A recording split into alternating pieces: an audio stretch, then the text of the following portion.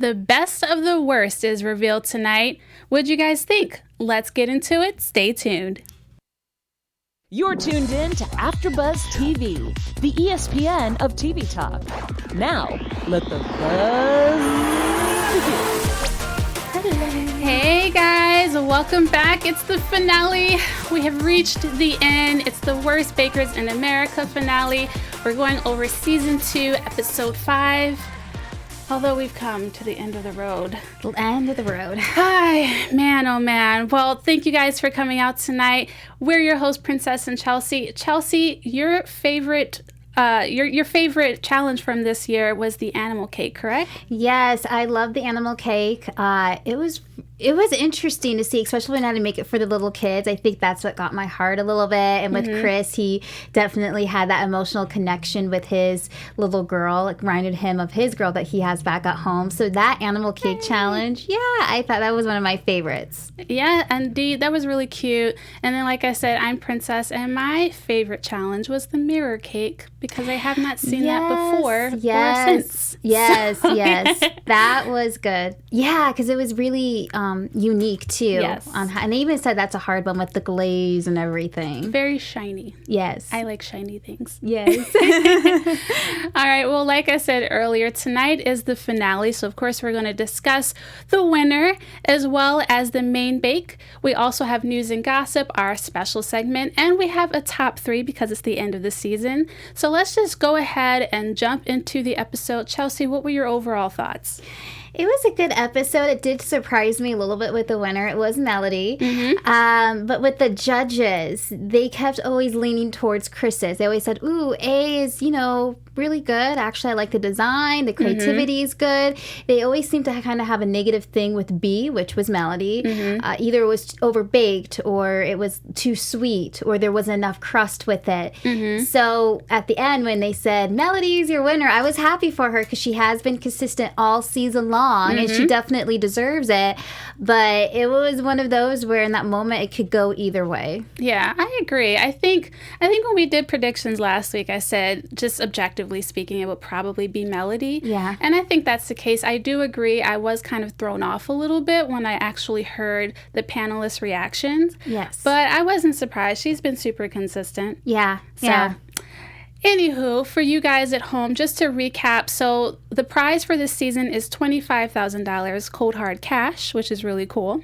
And the chefs had to do 3 pastry dishes. So they had to do a cake, a pie, and then they actually had to do, so one did croquembouche and the other one did macaroons. Yes. So it was quite challenging, and they had to do it for 3 panelists. Yes. So what did you think when you heard they had to do 3 dishes? Well, their dishes were hard, especially Chris's. The croquembouche. I'm going to get that. It's okay. It's French. It's all right. It's a little difficult to say, but you had to crack it too. So that with the flour on top of it and trying to stack it with the cake, that looked really challenging.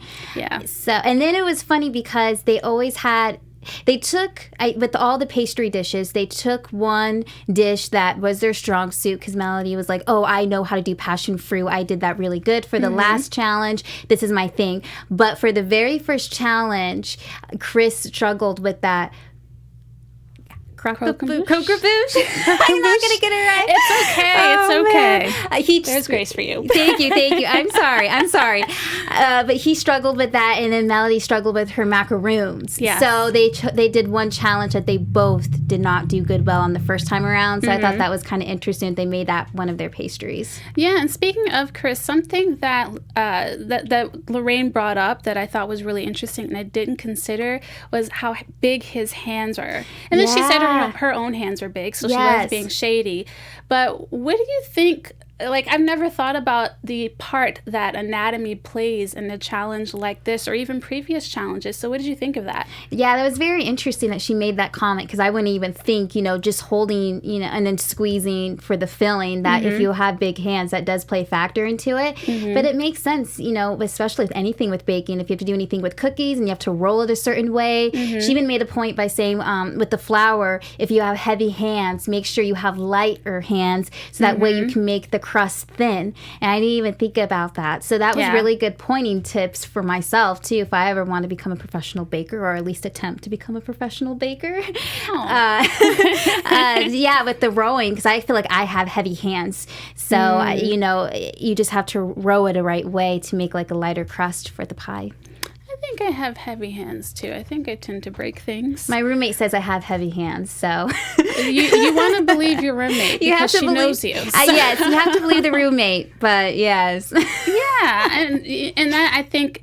Even though Chris didn't win, I think that it made just how far he's gotten in this competition that much sweeter. Yeah. Because he had, some anatomical hindrances. Yes, he did. But his presentation was right on. He struggled the whole season with trying to make a presentation look good. It tastes good. That's true. I forgot about that. Yeah. Yeah, and even one of the judges said, "Wow, this cake is beautiful. It's gorgeous. It's glam. I love it." And that was one of the very first compliments I think Chris has gotten for a presentation that looks really good. That's true. So I was happy for him on that. He did step his game up. He did. Go, Chris. Yeah. So the other one that I wanted to discuss too was Melody's macaroons. Yeah. So Chris did the croquembouche. Melody did the macaroons. The last time her macaroons was an absolute fail. Yeah. And this time it was interesting because she did 2 batches. Yes. And the first batch was an absolute disaster. Mm-hmm. And it was because she put in an extra cup of sugar.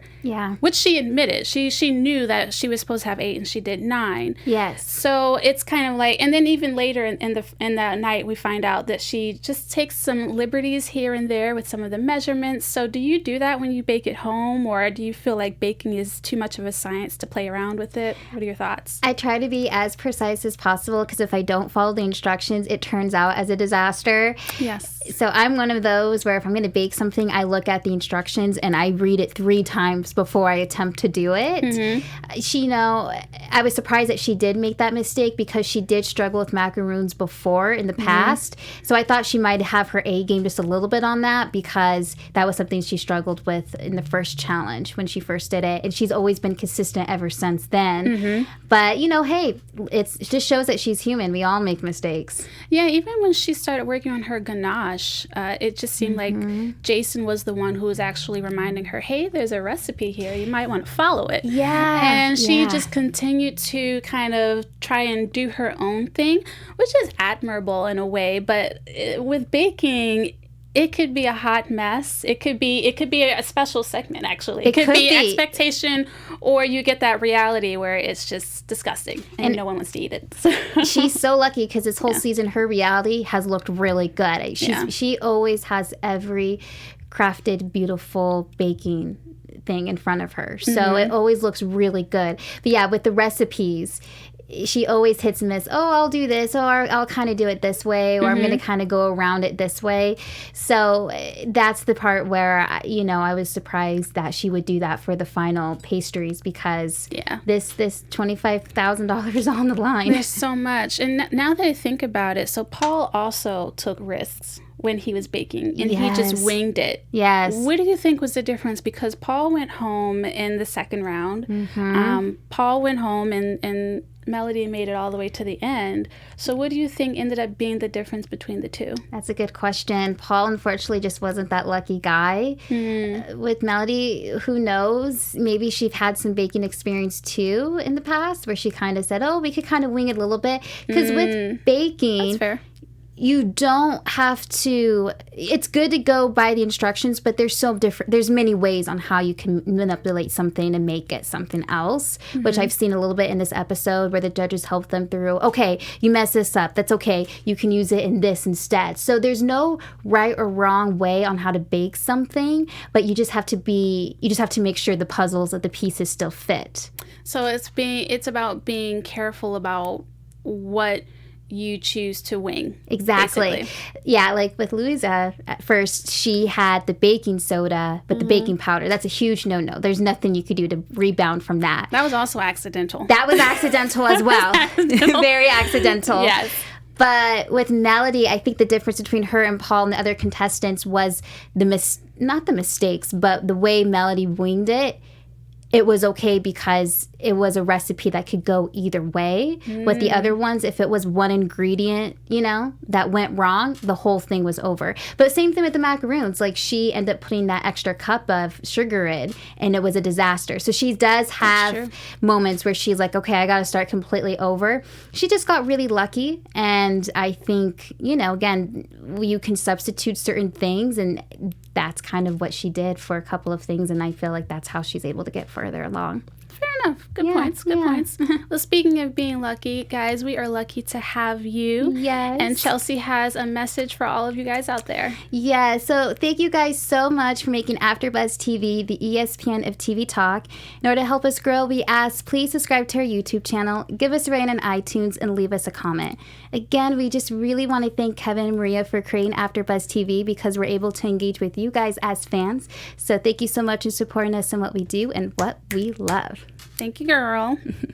All right, so our bakers tonight had to bake for 3 panelists. They weren't baking for Jason and Lorraine. No. They were baking for 3 panelists. It was Dan Langen, Diago Silver, and Melba Wilson. Yes. So it was my first time being introduced to these 3 people. They're very accomplished in the baking community. Yes. But what do you think it was like for the chefs to actually go from cooking for your coaches to now cooking for these professionals that would probably be pretty harsh?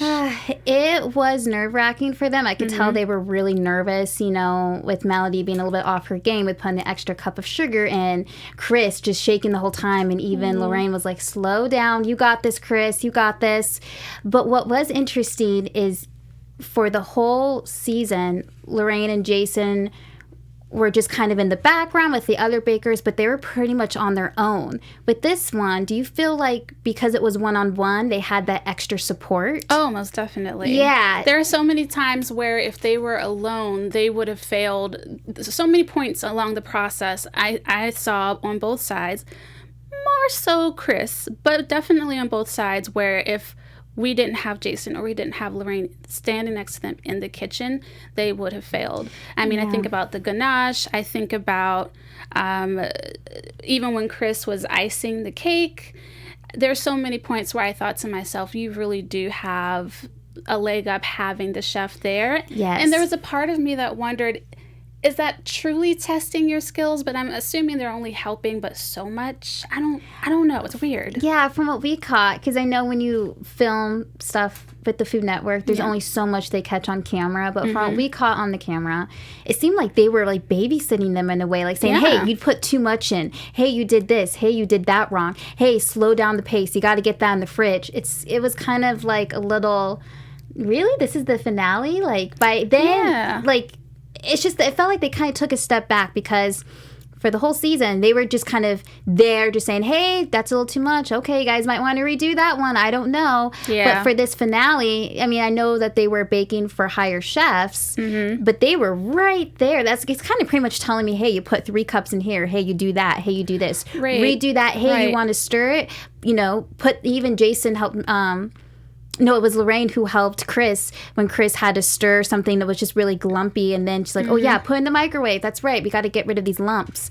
So that's just the part that kind of confused me. I thought they would be a little bit more on their own. And Lorraine and Jason would still kind of be a little bit more in the background, but not be right there. Yeah, I agree. Totally. I was like, I thought we were testing their skill sets. Yes. Anywho, let's get into the actual main bake. So the first up on the list was pie. So we had, and both of them had incredible piping. I just wanted to give shout outs to both of them. Yes. They both did a fabulous job. Both pies looked really good. So Chris's pie, he had a strawberry rhubarb. And then for Melody, she had a margarita key lime pie. So what did you think of the judges' comments? Would you try either one? Now, Melody's key lime pie with tequila looked beautiful. That looked really nice. And Chris's, I was impressed with that because that was a hard cake to make. Just let alone the filling, but then having to like roll like the crust on top of it, and then had to make the star shape, and it had to be like crackled a little bit. So Melody's was beautiful, but Chris's was a little bit more challenging to me, at least, to make. So that's why I was really happy for Chris. But yeah, again, the judges' comments, comments, they seemed to favor Chris a little bit more. With Melody, some of them said not enough tequila. It was overbaked. That there wasn't enough when they cut the slice. There wasn't enough crust. With Chris, they said, "Oh, this is beautiful. We really like the top of it. Well done." But they did say his was a little bit more liquidly too, in the strawberry. So when it comes down to the actual feeling of it, maybe that's why they thought, okay, Melody did good because she just had a little bit more too much tequila in it. I don't know. The only note that I took down from Chris's was that one person's slice was too soggy. Yeah.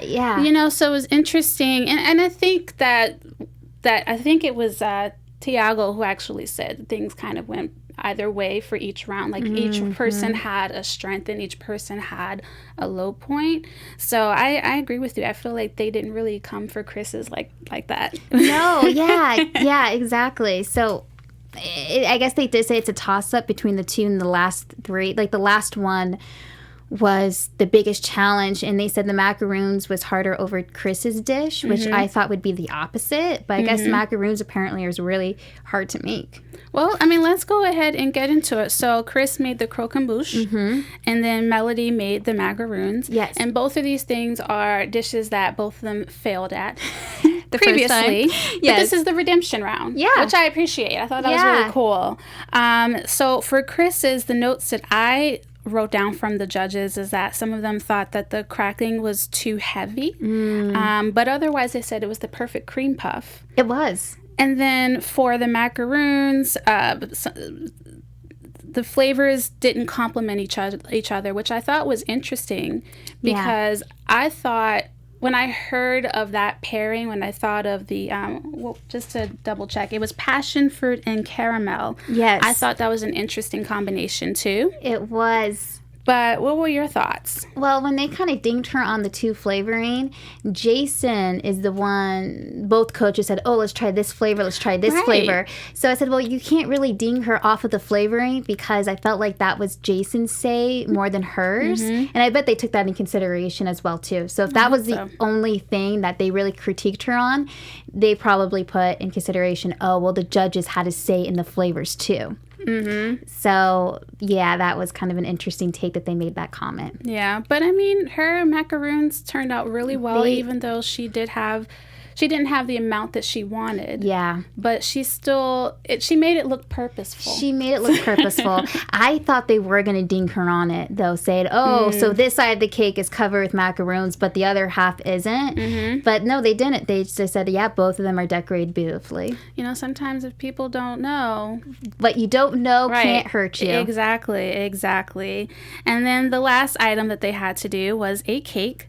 So Chris's cake was actually, it was quite a list. It was maple, ginger, honey, and then a little bit of cherry jam, with a chocolate drizzle or drip. And then for Melody, she had just simply orange and honey with yellow chocolate ganache. Yes. So what did you think? I actually was excited for Chris's cake. I thought it sounded good, though there's 2,000 flavors, but still. Yeah, I thought, okay, this is a little too many flavors, but it sounded good. I love chocolate, so anything with chocolate in it, already gets me excited. Gets you going. Gets me happy. But no, his definitely looked good, and it turned out really well, too. That was one thing that the judges said was, wow, this is a beautiful cake. And I feel like that's probably, out of all the things that he baked, one of the best presentation cakes that he made. Melody still looked good. It looked plain. It looked simple. Nothing wrong with it. The orange and honey citrus, that kind of sounds like an interesting taste. So that one caught my eye. I wouldn't mind trying that one too. Yeah, I mean, they did say it ended up being just a tad too sweet, but I like sweet stuff. I'm not going to ding her on that. Hey, it's a cake. If you're going to have cake, you might as well have it be sweet, right? Exactly. Well, as we mentioned earlier, Melody is the winner. Really quickly, what did you think about that? Were you surprised at all? Last week, no. Like, if we had that was part of one of my predictions saying, because she's been so consistent. But with Chris, I thought his pieces were just a little bit more challenging than Melody's. A few of them were. And I thought for what he did and how he put everything together, I was a little shocked, especially after hearing the judges' feedback. You know, they seemed to really praise his just a little bit more. There was, of course, some saying, oh, it's too dry, it's way overbaked. But it kind of always seemed like if I had to guess in that moment, oh, they're leaning more towards Chris than Melody's. So it was really in that final decision that that they really thought Melody was the winner. But overall, when you're looking at the whole entire season, and maybe they put that in consideration too. Yeah. That would have been good, because I know when the last two contestants that left last episode, we were like, look at the whole entire season. Like Juicy, when she left, she was really doing good on each challenge. It was just that one challenge on the animal cake that she messed up on, and that sent her home. So I'm glad maybe what the judges did was they looked at the whole entire season before they made that decision. I don't know. Hopefully they talk to the panelists and tell them she's been consistent. So yeah. I don't know. I wasn't surprised. I think it really ended up being what I said last week, which is if you look at it objectively, take out Chris's, triumph story.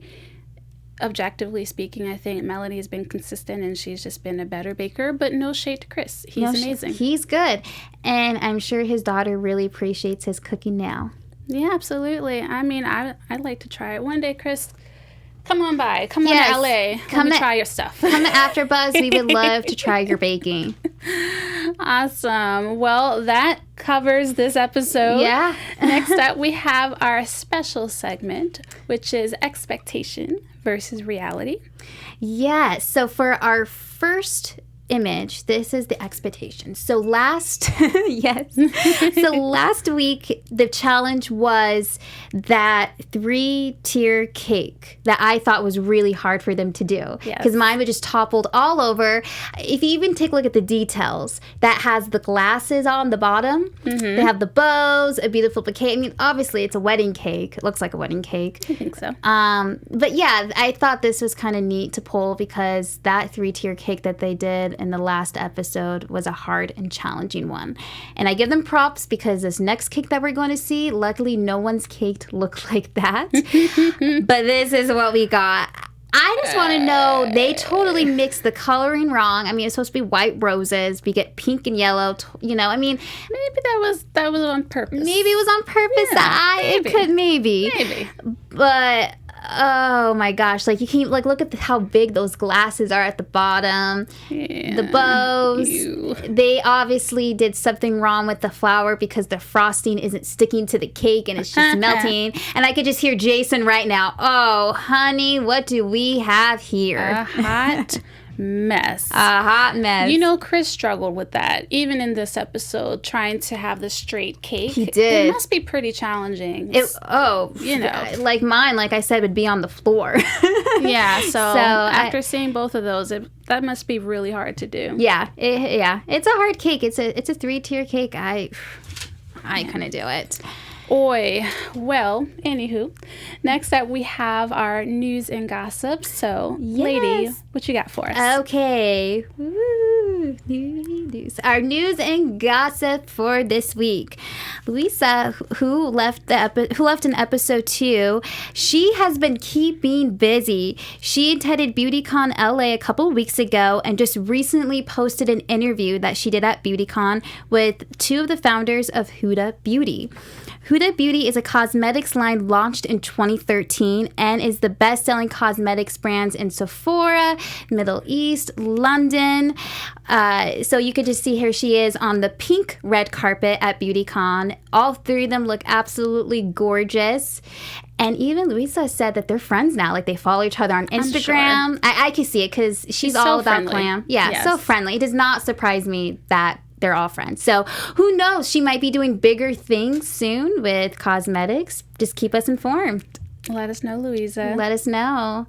And that is our news and gossip for this week.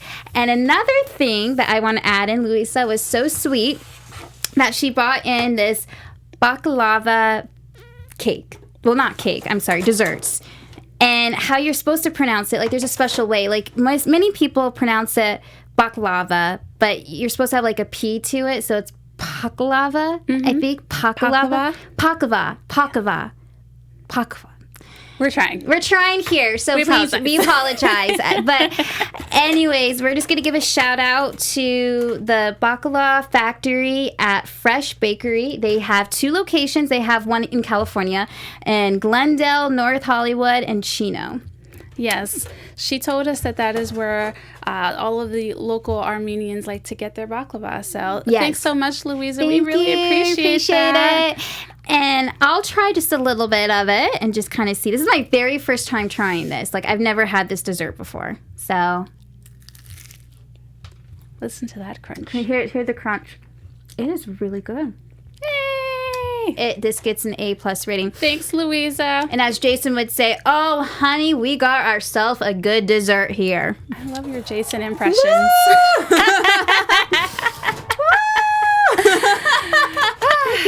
Round of applause. Round of applause. As I'm still swallowing. But yeah, that was really good. Awesome. Well, since it's the end of the season, next up we have our top 3. And we actually decided to cover TV chefs. So we have our top 3 TV chefs. First up is Alton Brown. Second is Gordon Ramsay. And third is Ming Tsai. They're in no particular order. But yeah, tell us about your favorites from each of them. I would say, well, for the Gordon Ramsay one, that was my chef. I would say he has amazing fish cakes with anchovy dressing, which I really personally want to try because I like fish cakes. But when I was Googling it, it said that was one of his top dishes. So I would love to try that. And then I love breakfast. I can eat breakfast at night. Breakfast is good. I could go to IHOP at 2 o'clock in the morning, be happy. Same thing if I go at 7 o'clock in the morning. Breakfast all day long. And he makes this really good herb omelet. That was also one of his top dishes. So for that chef, that one is the one that really got to me. So that's my personal favorite. I love it. One of my personal favorites is Alton Brown. I used to watch his show Good Eats, and I learned so much from it. And that it was a very informative show. So yes, you should learn something from it. But also his personality. He seemed very humble. He seemed very approachable, and he had the personality where I actually wanted to learn something from him, and I didn't feel like it was forced at all. So to me, personality is a really big deal. Yes. And then the other person we have on our list is Ming Tsai. Yes. So watching food shows growing up, it was really cool to see a person of color actually hosting his own show. He still has a show on PBS, but he's also on Iron Chef America. He's truly someone to look up to. He's got a lot of things, a lot of plates spinning, a lot of things going on. But yeah, guys, that's our top 3 for this season. Yeah. Ah, man, how do we get to this point? It's been so fast. It has been fast. I feel like we just watched the first episode and we're going through all the contestants and then now it's over. So it was a very short season, but I enjoyed it. Like, I literally loved coming into the studio, watching the episode. There wasn't really a boring moment for me. Like, it was really cute. Like, they were all there for each other. I love the 2 coaches, Lorraine and Jason. So if they're going to have another season, they have to bring them back because they had such good chemistry. We hope so, but hey, time will tell. But we thank you guys for joining us for this season of Worst Bakers in America. Yes. Chelsea, where can we find you and what other shows are you on? Okay. So some other shows that I'm on is the Days of Our Lives after show. I'm going to be on the Beverly Hills 90210 after show.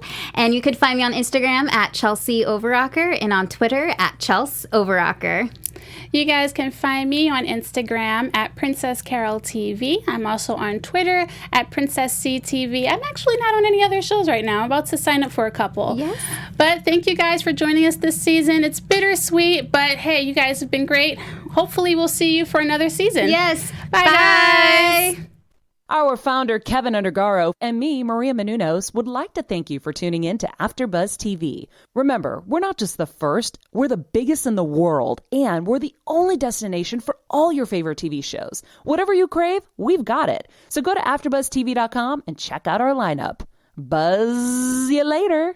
The views expressed herein are those of the hosts only and do not necessarily reflect the views of AfterBuzz TV or its owners or principals.